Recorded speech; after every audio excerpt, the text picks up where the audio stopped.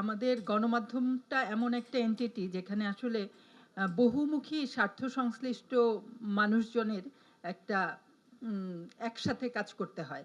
যেখানে মালিক থাকেন, তার এক রকমের স্বার্থ থাকে, সাংবাদিক থাকেন, দর্শক থাকেন, পাঠক থাকেন এবং আরেকটা বড় প্রতিপক্ষ থাকে হচ্ছে সরকার। মালিকের যে স্বার্থ, সেই স্বার্থের মধ্যে তার ব্যবসাটা একটা বড় জিনিস। আর সাংবাদিকের তো সাংবাদিকের প্রথম স্বার্থ হচ্ছে সাংবাদিক চান যে তিনি যেন একটা ভালো সাংবাদিকতা করতে পারেন।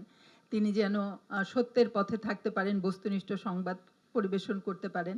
পাশাপাশি তিনি এও চান বাতাস খেয়ে যেহেতু বাঁচা যাবে না, তিনি যেন একটা ভালো আর্থিক নিরাপত্তা বোধ করেন এমন একটা মাস গেলে সেরকম একটা অর্থ পান।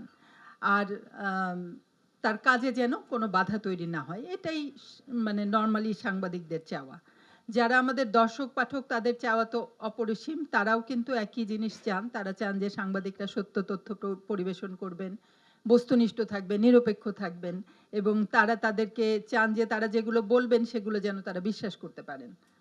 এবং আরেকটি বড় আ আমাদের একজন বড় সংশ্লিষ্ট জায়গা থাকে সেটা হলো সরকার।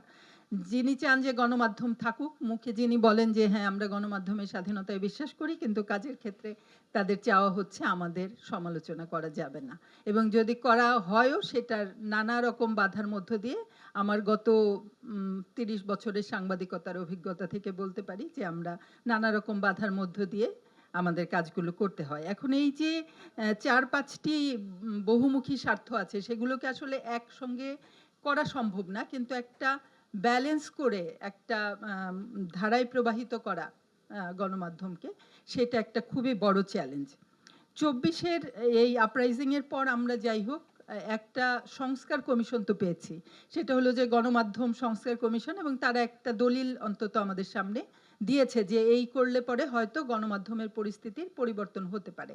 এতদিন তো আমাদের সেটাও ছিল না এবং এইটা আমাদেরকে একটা চিন্তার খোরাক দিয়েছে। এটা হয়তো কেউ আমরা কিছুটা মনে করি যে বাস্তবায়নযোগ্য, আরেক পক্ষ মনে করে যে কোনোটাই বাস্তবায়নযোগ্য নয়। তো এই যে আলোচনাটা হচ্ছে এটা একটা ইতিবাচক অবস্থা আমি মনে করি যে এটার বাস্তবায়নের বাধাগুলো কি আছে সেগুলো নিয়েও আলোচনা করা যায়। কোনটা বাস্তবায়নযোগ্য সেটা নিয়েও করা যায়। তো এইটা আমি মনে করি যে আমাদের একটা প্রাপ্তি।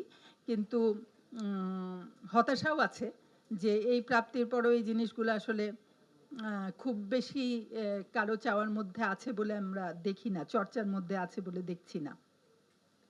সামনে নির্বাচন আসছে এবং সমস্ত রাজনৈতিক দলগুলো তাদের রাজনৈতিক ইশতেহার প্রকাশ করবেন। আমরা তো আশা করি যে সেই ইশতেহারে এই গণমাধ্যম সংস্কার কমিশন বা বাস্তবায়নের যে ধারাগুলো বাস্তবায়নযোগ্য সেটার একটা প্রতিশ্রুতি তারা দেবেন। আমরা জানি না সেটা দেবেন কিনা, কিন্তু এটা তো আমাদের প্রত্যাশা হতেই পারে যে এই প্রতিশ্রুতিটা আমরা পাবো।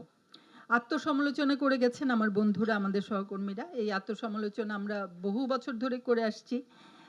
সবচাইতে বড় সমালোচনাটার জায়গা হচ্ছে যে সাংবাদিকদের ঐক্য, সাংবাদিক ইউনিয়নগুলো বিভক্ত, আপনারা সবাই জানেন। এবং বহু বছর ধরে এটাও আমার মনে পড়ে যে গত ২০-২২ বছর ধরে আমি নিজেও কয়েকবার রিপোর্ট করেছি যে এই যে সাংবাদিকদের বিভক্তি, সেই বিভক্তিটাকে আসলে দূর করা যায় কিনা, ঐক্যবদ্ধ হওয়া যায় কিনা।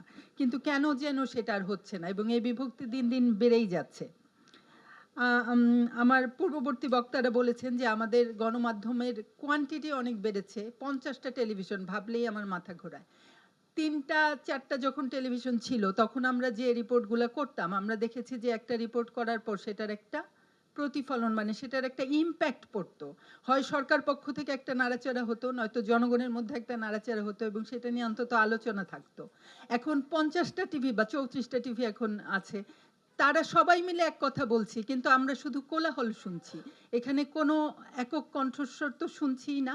এই কোলাহলের মধ্যে কেউ আসলে বুঝছি না যে কি করা উচিত, কি করব, কি করব না। এই যে কোলাহল, সেই কোলাহল থেকে আমরা আসলে কিভাবে একটা আম স্বচ্ছ কণ্ঠস্বরের মধ্যে যেতে পারি সেটা নিয়েও মনে হয় আলোচনা করার দরকার।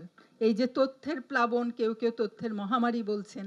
এই তথ্য প্লাবন আর মহামারীর মধ্য থেকে অপতথ্য কোনটা, ভুল তথ্য কোনটা, সেটা বিচার করাও আমাদের জন্য একটা কঠিন সমস্যা হয়ে দাঁড়িয়েছে।